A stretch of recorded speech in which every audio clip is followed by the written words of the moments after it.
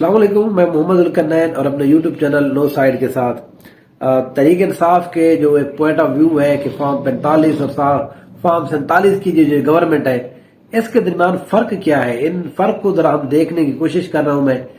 میرے پاس جتنے بھی فارم 45 میرے اپنے پاس جو پہنچے ہیں پرسنل، جن کو میں نے خود انالائز کیا ہے پچھلے 15 سے 20 دنوں کے اندر، ان کو دیکھنے کے بعد اب میں نے یہ سیریز سٹارٹ کی ہے۔ تو کسی اور اگر اس کے علاوہ کوئی اور حلقہ کسی کے پاس ہو تو وہ مجھے پلیز وہ سینڈ کر سکتا ہے، میں اس کے حوالے سے بھی بات کروں گا۔ یہ بات صرف تحریک انصاف کے لیے نہیں، یہ پسند مسلم نون بھی اور جو جتنی بھی اور جماعتیں ہیں۔ لیکن پرابلم کیا ہے، مسلم لیگ نون نے ایک جگہ بھی ابھی تک کے مطابق کوئی فارم 45 کی بات نہیں کی۔ انہوں نے اپنے بندوں کو نہ ان کو پریس کانفرنس کرانے دی گئی ہے۔ اگر ان کو لگتا ہے کہ ان کے پاس فارم 45 موجود ہے تو وہ کدھر ہے، تو وہ میڈیا پہ لانے چاہیے تھے، تو وہ بہرحال ہمارے پاس بھی نہیں پہنچے۔ تو ظاہر ہے اگر کینڈیڈیٹ ہی شو نہیں کرائے گا تو ہماری اتنی ظاہر سورسز نہیں ہے کہ ہم ملک کے ہر لاکھوں کی تعداد میں پولنگ اسٹیشن تھے، ہم وہاں پر اکٹھا نہیں کر سکتے تھے۔ اچھا جی، اب اس ولاگ کے اندر جو ہم بات کریں گے یہ گجرات اور پھر اس کے بعد اسلام آباد کے حوالے سے کچھ بات کریں گے۔ اگر آپ میرے یوٹیوب چینل کے اوپر نئے ہیں تو پلیز سبسکرائب کیجیے، کمنٹ کیجیے اور لائک کے بٹن کو دبا دیجیے۔ پہلا حلقہ ہے جی اسلام آباد کا NH46۔ یہ جو حلقہ ہے یہ یہاں پر جی انجم عقیل خان صاحب جو ہے یہ کامیاب ہوئے مسلم نون کے۔ یہ 2013 کے الیکشن میں بھی یہاں سے MNA منتخب ہو چکے ہیں۔ فارم 47 کے مطابق انہوں نے 81,000 ووٹ لیے ہیں۔ انہوں نے شکست دی ہے جناب عامر مسعود مغل صاحب کو، جنہوں نے 44,000 ووٹ لیے ہیں یہاں پر۔ لیکن جو فارم 45 کا رزلٹ ہے اس کے مطابق عامر مغل کے 84,000 ووٹ اور جناب انجم عقیل صاحب کے 41,000 ووٹ۔ ویسے انجم عقیل صاحب کے حوالے سے پورا اسلام آباد جانتا ہے کہ ان کو ووٹ جو ہے یہ ان کی جیت کی پوزیشن بالکل بھی نہیں تھی۔ اسلام آباد پورے کے اندر پاکستان تحریک انصاف کے لوگ زیادہ تھے، ان لوگوں نے زیادہ ووٹ دیے ہیں، جیتے بھی ہوئی ہیں۔ یہاں پر تو ایک جس طرح کہنا ہے کہ ایک اور طرح سے ہی دھاندلی ہوئی ہے۔ اس کے بعد اگر ہم دوسرا حلقے کی بات کریں NH47 کی، طارق فضل چودھری صاحب فارم 47 کے مطابق 1,01,000 ووٹ لے کر کامیاب رہے اور انہوں نے ہرایا ہے جناب شعیب شاہین صاحب، یہ ایڈوکیٹ ہے سپریم کورٹ کے، 84,000 انہوں نے ووٹ لیے ہیں۔ لیکن اگر ہم موازنہ کریں فارم 45 کا تو طارق فضل چودھری جو ہے اس کے ووٹ ہیں 49,000، شعیب شاہین کے 1,01,000 ووٹ۔ تو وہ جو بندہ ہے انہوں نے تبدیل کر دیا ہے، وہ 1,01,000 ووٹ شعیب شاہین والے انہوں نے ادھر شعیب شاہین کا نام کاٹ کر طارق فضل چودھری لکھ دیا ہے، شعیب شاہین کو انہوں نے آگے سے 49,000 اور ووٹ دے دیے، تو 84,000 ووٹ۔ تو اس طرح سے یہاں پر بھی ایک بڑی تگڑی یہاں پر دھاندلی کی گئی ہے۔ سپریم کورٹ یہ معاملات یہ دیکھیں گے نہیں، یہ پورا ایک پلان ہے، اس کے اوپر آج ہم رات کو ڈسکس کریں گے کہ اس پلان کے اوپر کیسے عمل ہو رہا ہے۔ اس کے بعد جو NA48 ہے، یہاں پر جی راجہ خرم نواز، یہ پاکستان تحریک انصاف کے پچھلی دفعہ MNA بنے تھے، اس دفعہ یہ چھوڑ گئے تھے، یہ آزاد حیثیت میں الیکشن لڑ رہے تھے، نون لیگ بھی ان کی سپورٹ کر رہی تھی۔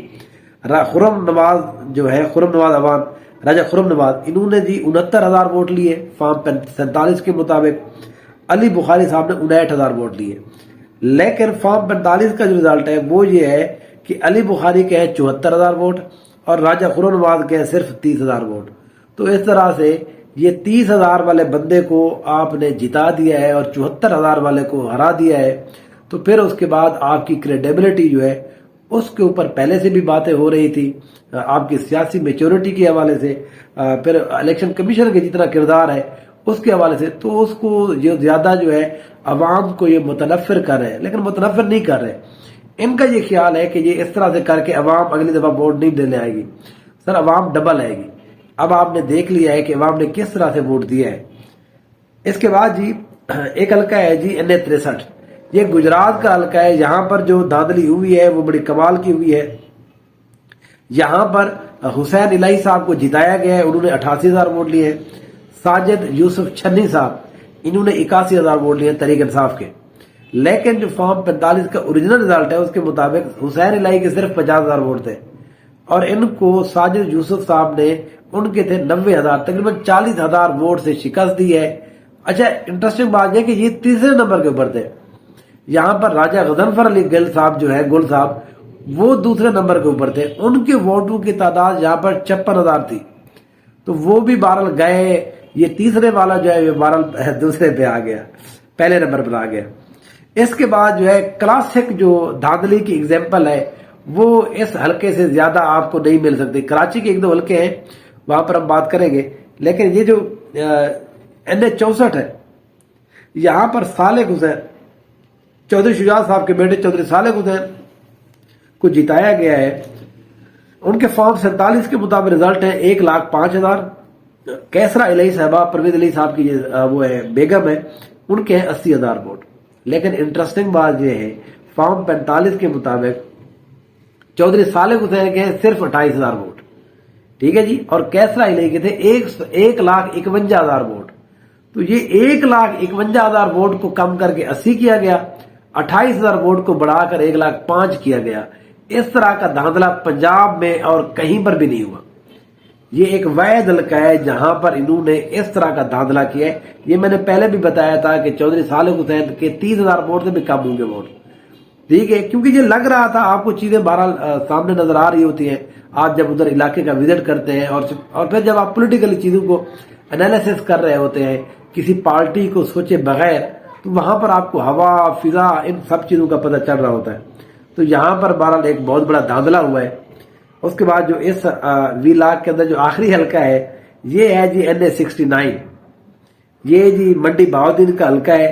ناصر اقبال بوسال صاحب بہت بڑی پرسنالٹی جی نون لیگ کی، ان کو جتایا گیا ہے۔ فارم 47 کے مطابق ان کے ووٹ کی تعداد ہے 1,13,000۔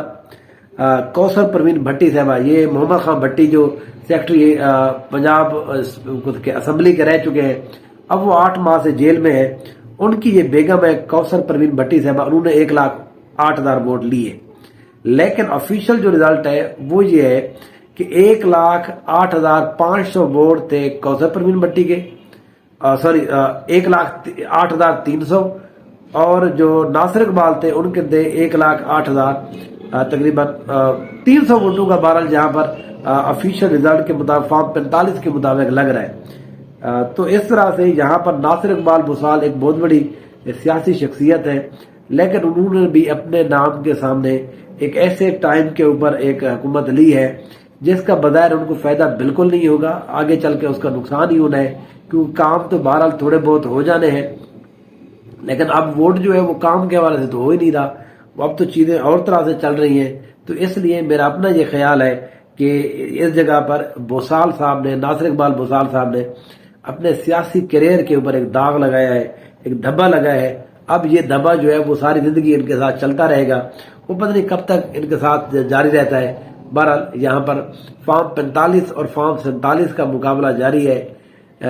سرائکی میں کہتے ہیں کہ مقابلہ سخت ہی نہ پائے اور درمیان کوئی نہ آوے، تو اس میں اب درمیان میں کوئی نہیں آنا چاہیے، کیونکہ یہ فارم 45 اور 47 کی لڑائی ہے، یہ لڑائی بہت دور تک جائے گی۔ ہم یہاں پر ڈسکس ادھر کر رہے ہیں، یہ بڑے ایوانوں میں ابھی جانے والی ہے۔ یہ لوگوں کو لگتا ہے شاید معاملہ ٹھنڈا ہو گیا ہے، ایسی بات نہیں ہے۔ تحریک انصاف بہت بڑی ایک تیاری کے ساتھ اب ان معاملات کو آگے لے کر چل رہی ہے۔ وہ صرف ذرا گورنمنٹ بن جائے، وہ ذرا دیکھ رہے ہیں چیزیں ذرا سیٹل ہو جائیں، اس کے بعد وہ چیزوں کو آگے لے کر چلیں گے۔ اگلے 1 سے 2 ماہ کے اندر آپ لوگوں کو پتہ چل جائے گا کہ فارم 45 اور 47 کی جو لڑائی ہے یہ کس حد تک اور کہاں تک پہنچی ہے۔ انشاءاللہ آپ کے ساتھ پھر بات چیت ہوگی۔ دیکھتے رہیے نو سائیڈ۔ Thank you so much.